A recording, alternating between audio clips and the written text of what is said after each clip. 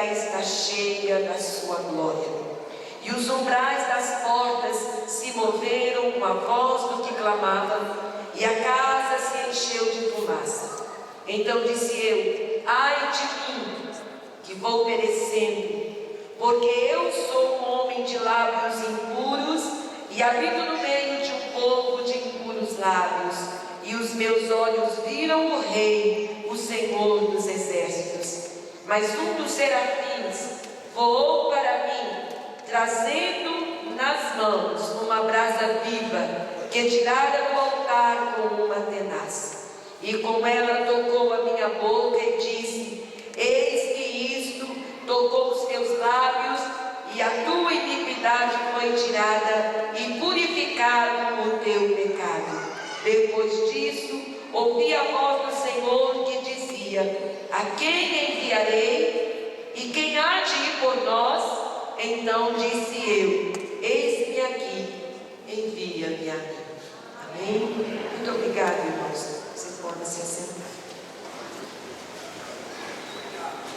O que fazer em tempos de crise? Se tem uma palavra que se tornou muito comum nos nossos dias, nas nossas conversas, nas notícias que nós ouvimos, é a palavra crise. E a Igreja do Senhor está vivendo também, dentro desta realidade, dias de crises. Vivemos crises de todo tipo. Mas eu quero louvar a Deus, porque quando você olha para a Bíblia, para a palavra de Deus, os tempos de crise nunca foram um problema para Deus. Nos tempos de crise, Deus sempre se levantou. Os profetas se levantaram em tempos de crise. A glória de Deus se manifestou em tempos de crise. As verdades de Deus nunca perderam seu poder e a sua eficácia nos tempos de crise. Aleluia! E eu quero nesta noite adorar a Deus, porque se há um tempo de dificuldade para nós vivermos, se há um tempo em que parece que tudo perdeu o controle, esse é o tempo que Deus pode fazer coisas maravilhosas. Esse é o tempo, esse é o cenário onde Deus pode se manifestar e fazer coisas que podem deixar até a nossa Igreja do Senhor impactados pelo seu poder. Aleluia! Se nós pararmos para ouvir um noticiário, para ler um jornal, qualquer coisa do tipo, nós ficamos aborrecidos, indignados, frustrados, porque tudo que ouvimos é decepcionante. É impossível confiar em alguém. Quando nós olhamos para aqueles que estão sob nós no sentido de autoridade, nós ficamos sem reação, porque a cada dia tomamos notícia e ciência de corrupção, de mentira, de engano, pessoas que se aproveitaram da boa fé de gente simples, humilde, cresceu em cima disso e hoje está regendo nação, estados e cidades com mão de ferro. Esse cenário é um cenário muito triste. Nós não podemos negar que há uma crise, é impossível negar. O dinheiro que você comprava, a compra do mês da sua casa, para abastecer a sua casa, há 1 ano, 2 anos atrás, hoje você não compra a metade. A saúde está no caos, a educação é um caos, tudo é difícil, mas nós temos uma esperança. Aliás, nós somos a esperança. Eu até fico muito triste quando eu vejo às vezes algum irmão que simplesmente se coloca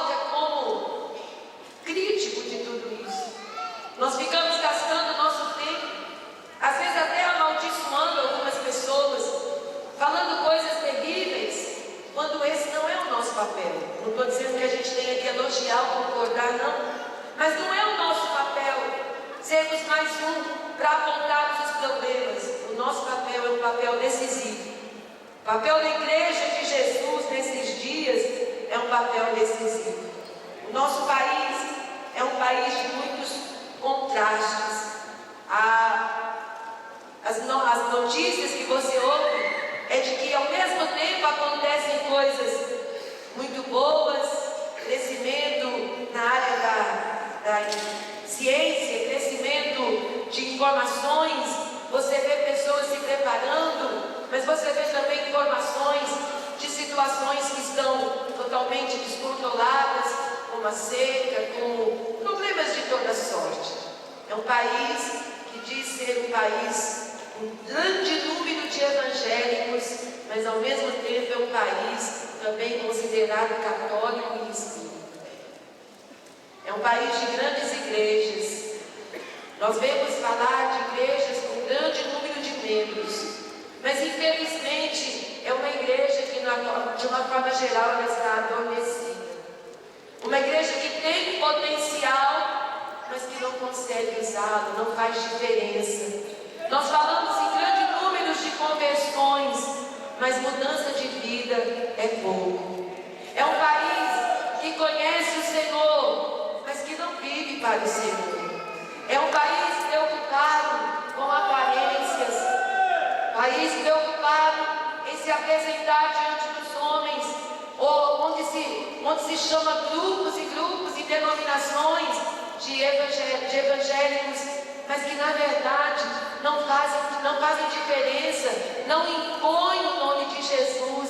Pelo contrário, estamos cada dia mais escondidos dentro das nossas igrejas. É um país que se reúne para assistir shows e mais shows, aonde você vai falar de 10 mil, 20 mil, 30 mil pessoas, mas quando acaba aquilo, o lugar onde aconteceu não sofre nenhuma mudança. É um lugar, é um país aonde acontece um grande congresso de missões anual. Vocês sabem o que eu estou dizendo. E as pessoas vão ali e ficam durante alguns dias vivendo missões, falando de missões, pregando sobre missões, mas quando termina o congresso não acontece nada de missões no país. As pessoas fizeram daquele lugar uma vitrine para se tornar conhecido. É o alvo de muita gente, é o maior sonho, é o maior propósito, é ser convidado para ser o redentor daquele evento. Nada contra o evento, mas parece que os valores e aquilo que deveria ser realmente feito não está sendo feito. E com tudo isso, queridos, o que nós vemos é um país carente, é uma nação carente de Deus. Não é uma nação carente de evangélicos, é uma nação carente de Deus. Não é uma nação carente de teologia. Eu não sou contra, não, sou professor de teologia. É um país carente de Deus, da ação de Deus, da presença de Deus, da intervenção de Deus. É um país carente de conhecer os feitos de Deus. E só tem alguém que está aqui entre nós, eu e você, que tem essa autoridade dada pelo Senhor de fazer essa diferença. Essa igreja plantada nesse lugar, em outro lugar, em outro estado, nessa nação, uma igreja que está revestida, ou pelo menos deveria estar revestida, de poder e de autoridade para denunciar o pecado e anunciar o reino de Deus. Se você olhar para os livros da Bíblia, você vai perceber que a função dos profetas no Antigo Testamento era esta função, a função de denunciar o pecado, ainda que isso lhe custasse a vida. Mas hoje nós não estamos interessados em nada que nos custe a vida. Quando nós ouvíamos pela manhã o pastor falando a respeito da dificuldade dos países aonde é impossível, onde é proibido falar de Jesus, impossível não, proibido falar de Jesus, nós olhamos para nós. Eu confesso aos irmãos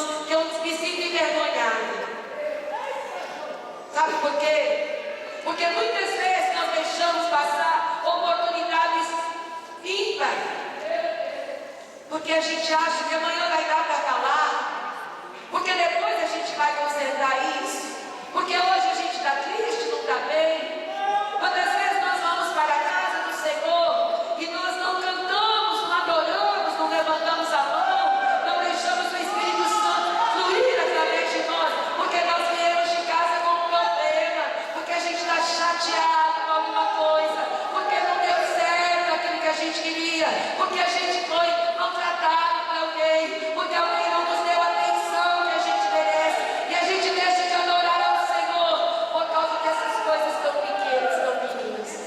E eu fico pensando, que culto é esse que alguém oferece, trancado dentro de uma sala, aleluia, não pode ter barulho, não pode ter instrumento, não pode ter nada, porque se alguém desconfiar que ali está acontecendo um culto, todo mundo pode morrer. Que culto é esse? Que culto é esse? Quando você não pode andar na rua com a sua Bíblia, quando você não pode se identificar em algum lugar como cristão, a menos que você queira realmente colocar a sua cabeça na bandeja. Talvez, queridos, aqui para vocês hoje, isso não seja tão verdade no sentido do que eu estou falando, porque eu vejo aqui uma igreja comprometida. Mas quando você olha para a igreja de uma forma geral, irmãos, nós ficamos envergonhados. Aqui está o relato da história de um profeta. Aleluia. A Bíblia diz que esse homem tem um confronto com a presença de Deus. Ele tem um momento onde ele é confrontado pela glória de Deus, pela santidade de Deus. E nós estamos muito acostumados a ouvir muitas mensagens que nos fazem muito bem. É comichão nos nossos ouvidos. É massagem